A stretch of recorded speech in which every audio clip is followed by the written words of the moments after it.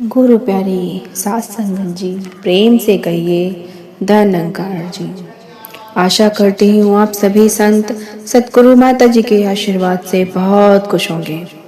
दासी आपके लिए आज एक और नई साखी लेके आई है। आज की साखी का विषय है भगवान उन्हीं लोगों की मदद करते हैं जो स्वयं की मदद करते हैं। तो चलिए संतों जी, आज की साखी का आनंद लेते हैं और हम देखते हैं, सुनते हैं कि हमें इस साखी से क्या सीख मिलती है। एक बार की बात है, किसी दूर गांव में एक किसान रहता था। उन दिनों बारिश का समय था, चारों तरफ गड्ढों में पानी भरा हुआ था। कच्ची सड़क बारिश की वजह से फिसलन भरी हो गई थी।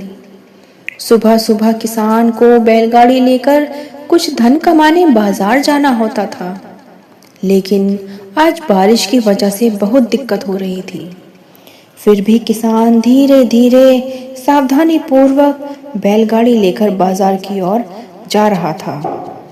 अचानक रास्ते में एक गड्ढा आया और बैलगाड़ी का पहिया गड्ढे में फंस गया।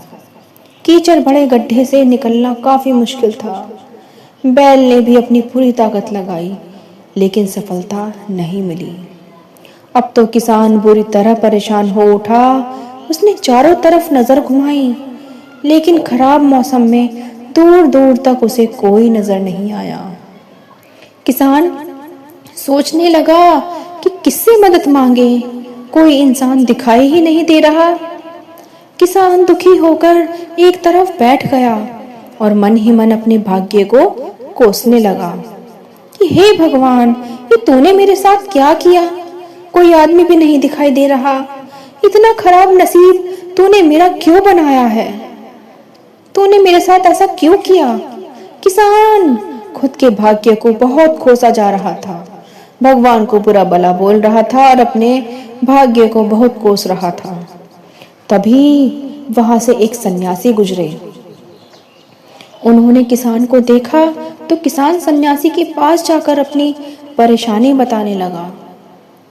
मैं सुबह से यहाँ बैठा हूँ, मेरी गाड़ी फंस गई है बाबा जी, और मेरा नसीब भी इतना खराब है कि कोई मेरी मदद करने भी नहीं आया। भगवान ने मेरे साथ बहुत अन्याय किया है। सन्यासी उसकी सारी बात सुनकर बोले, बेटा, तुम इतनी देर से यहाँ बैठे अपने भाग्य को कोस रहे हो और भगवान को बुरा भला बोल रहे हो। क्या तुमने खुद अपनी गाड़ी निकालने का प्रयास किया? किसान बोलता है, थोड़ा बहुत किया था, लेकिन नहीं हो पाया मुझसे, तो मैं क्या करूं? फिर सन्यासी बोलते हैं, तो फिर किस हक से तुम भगवान को दोष दे रहे हो? भगवान उन्हीं लोगों की मदद करते हैं जो स्वयं की मदद करते हैं। तो संतो जी, अब किसान की बात समझ में आ गई। उसने तुरंत पहिया निकालने का प्रयास किया और कुछ समय बाद वो सफल भी हो गया। तो संतो महापुरुषों जी, हम में से ज्यादातर लोग उस किसान की ही तरह है, जो खुद नहीं कुछ करना नहीं चाहते और हमेशा अपने भाग्य और दूसरे लोगों को कोसते रहते हैं। हमें लगता है कि भगवान ने हमारे साथ बहुत गलत किया है। हमसे ये कोई डॉक्टर बनना चाहता है, कोई इंजीनियर, कोई कलेक्टर, लेकिन हम अपने काम में सफल नहीं हो पाते हैं। तो यही विचार हमारे दिमाग में आता है कि हमारा भाग्य खराब है और भगवान ने हमें कुछ नहीं दिया।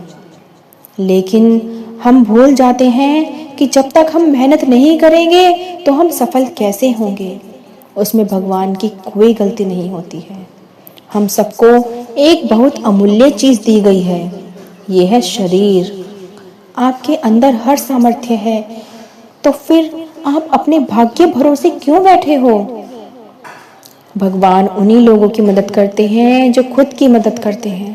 मतलब ये है कि बिना कार्य किए आप कुछ नहीं पा सकते। तो संतो जी, इस साखी से हमें यही शिक्षा मिलती है कि खुद की मदद करिए, तभी भगवान भी आपकी मदद करेगा। तो वाह, आज मिलकर हम सोचते हैं और अपने जीवन में ये लक्ष्य बनाते हैं कि कभी अपने भाग्य को हम नहीं कोसेंगे और भगवान को कभी बुरा भला नहीं कहेंगे। एक दिन तो खाली हाथ जाना ही पड़ेगा इस जहां से।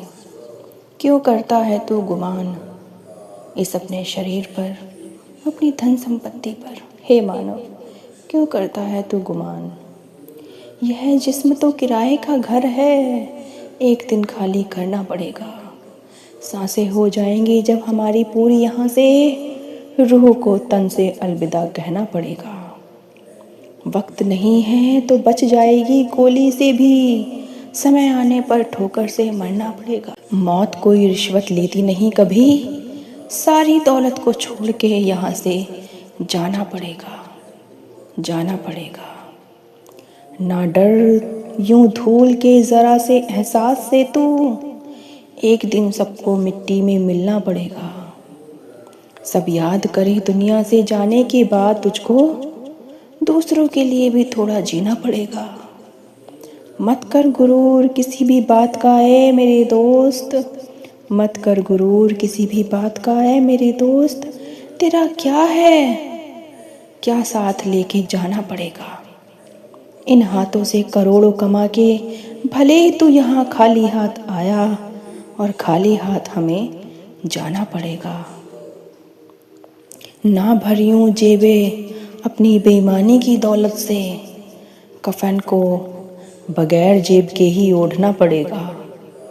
यह ना सोच तेरे बगैर कुछ नहीं होगा यहाँ, रोज़ यहाँ किसी को आना तो किसी को जाना पड़ेगा, किसी को आना किसी को जाना पड़ेगा। एक दिन तो खाली हाथ आया था और यहाँ से खाली हाथ जाना पड़ेगा। क्यों करता है तो गुमान अपने शरीर का, इस धन संपत्ति का। प्यार से कहिए धनंकार जी।